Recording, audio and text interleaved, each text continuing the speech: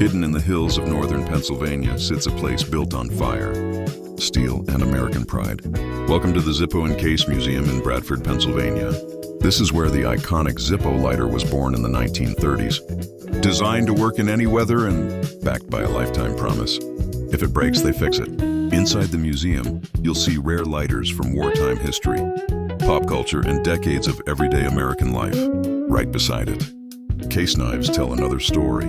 Handcrafted blades made for hunters, workers, and families who pass them down generation after generation. Through a glass wall, you can watch Zippo's famous repair technicians bring old lighters back to life, some over 50 years old. This isn't just a museum. It's proof that craftsmanship, durability, and pride still live on in small-town Pennsylvania.